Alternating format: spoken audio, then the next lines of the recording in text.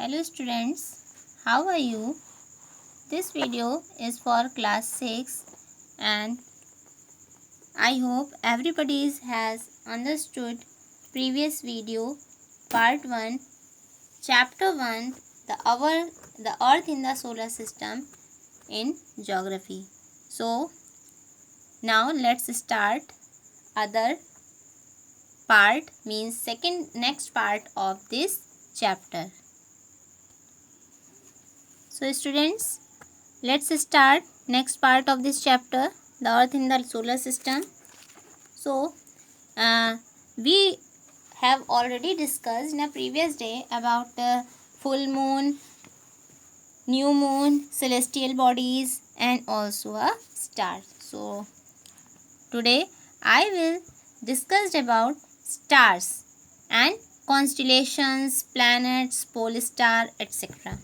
Is that clear, class? So let's start this para. You must have noticed that all objects look smaller when from a distance. आपने notice किया होगा कि बहुत सारे objects ऐसे होते हैं जो बहुत ही देखने में छोटे होते हैं जब हम उन्हें देखते हैं, बिकॉज ऑफ ये बहुत ही डिस्टेंस में होते हैं, ये बहुत ही दूर होते हैं, इनकी एक दूरी होती है. How small an aeroplane looks when it is flying at a great height. अब अगर हम एरोप्लेन की बात करें तो एरोप्लेन कैसा लगता है? बहुत छोटा लगता है देखने में जब वो एक बहुत ऊंची हाइट में उड़ रहा होता है. While watching the night sky you may notice various patterns formed by different groups of stars. और जबकि जो नाइट स्काई होती है मीन्स रात में जो हम आकाश में देख रहे होते हैं, you may notice various patterns. तो आपने ये भी नोटिस किया होगा कि इसमें हमें डिफरेंट ग्रुप्स ऑफ स्टार्स दिखाई देते हैं, यानी कि स्टार्स का एक ग्रुप दिखाई देता है. These are called constellations. So इस ग्रुप्स ऑफ स्टार्स को हम कॉन्स्टिलेशंस कहते हैं, मीन्स तारों का समूह कहा जाता है. अर्सा मेजर और big bear is one such constellation. अब जो अर्सा मेजर जिसे कि बिग बियर कहते हैं, यानी कि सप्तर्षि मंडल भी इसे कहा जाता है. It is the Saptarishi means सप्त 7. सप्त का मीन्स होता है 7 और ऋषि मीन्स होता है सेजेस. इट मीन्स दैट ऋषि मुनि. It is a group of 7 stars. ये जो सप्तर्षि मंडल होता है ये एक 7 स्टार्स का एक ग्रुप होता है. That forms a part of Ursa Major, जो कि अर्सा मेजर का एक पार्ट होता है. So we can see in this picture of the Saptarishi means rishi, sages and sapt means 7.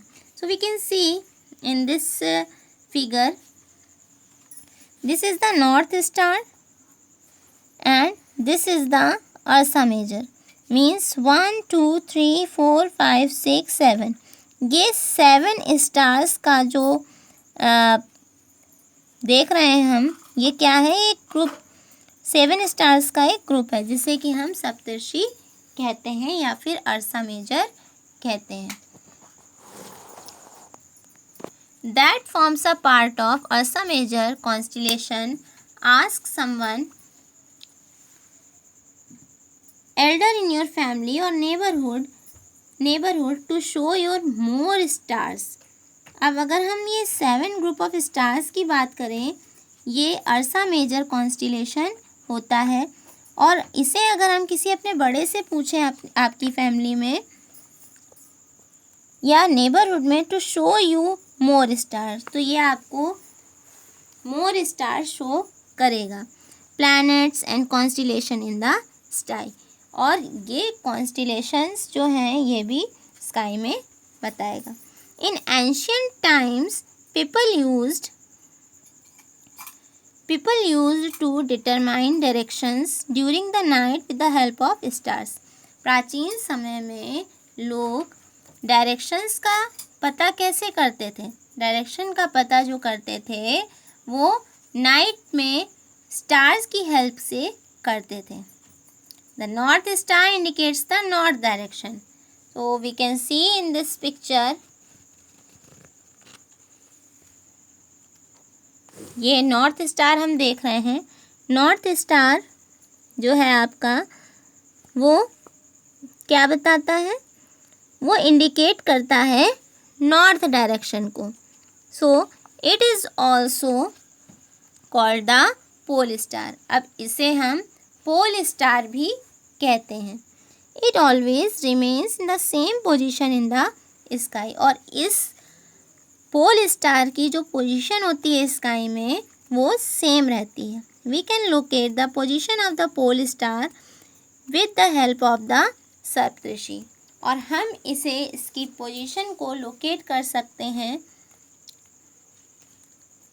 सप्तऋषि की हेल्प से. Look at figure 1.1.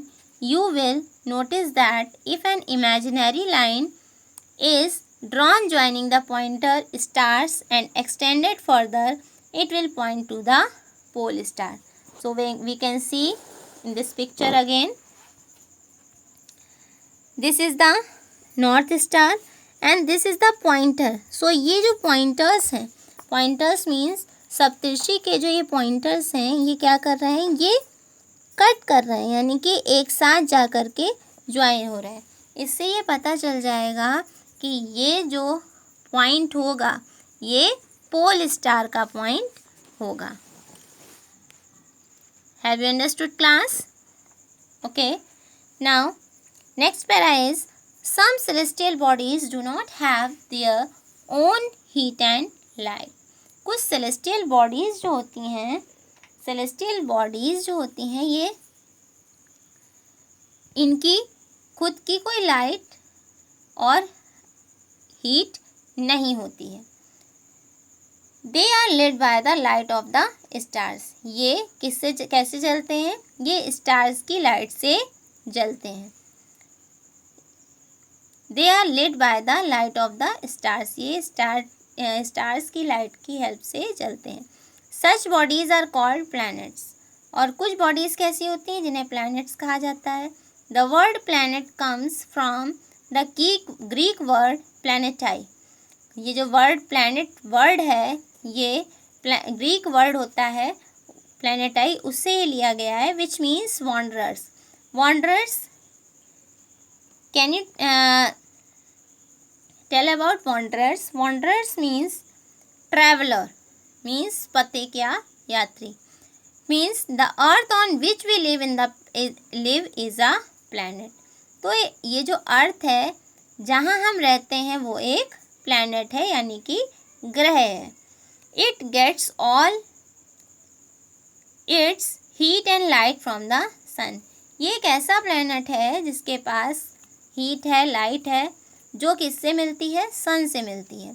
Which is our nearest star. जो एक नियरेस्ट स्टार है. तो ये जो सन है इसे भी हम स्टार का नाम देते हैं.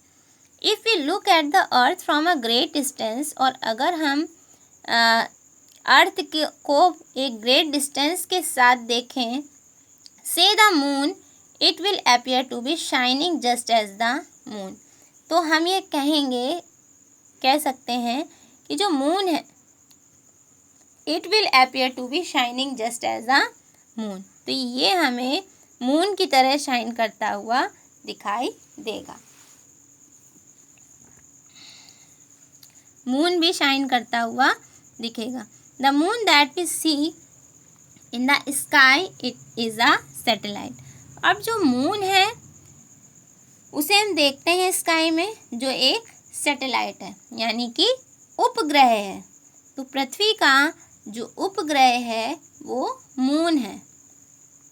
It is a companion of our earth and moves around it. ये हमारी अर्थ का कंपेनियन है और ये उसके चारों ओर घूमता है।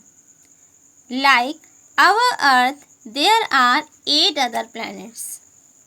ओके, अच्छा, अगर हम मूव करने की बात करें तो पृथ्वी जो है मीन्स अर्थ जो है वो सन के चारों ओर घूमती है। मीन्स सन का एक फिक्स पॉइंट है। ओके क्लास, सन का एक फिक्स पॉइंट है और उसके चारों ओर, सन के चारों ओर प्लैनेट्स मूव करते हैं। अब प्लैनेट्स के जो सैटेलाइट्स हैं वो सैटेलाइट्स उन प्लैनेट्स में मूव करती है। Is that clear class? So there are 8 other planets. एक तो हमारा अर्थ है और 8 अदर प्लैनेट्स भी हैं that get heat and light from the sun, जिसे कि हीट और लाइट जो मिलती है वो सन से मिलती है। Some of them have their moons too, और कुछ ऐसे भी हैं जिनसे कि मून से भी लाइट मिलती है। So I hope everybody has understood this part of the chapter, the earth in the solar system.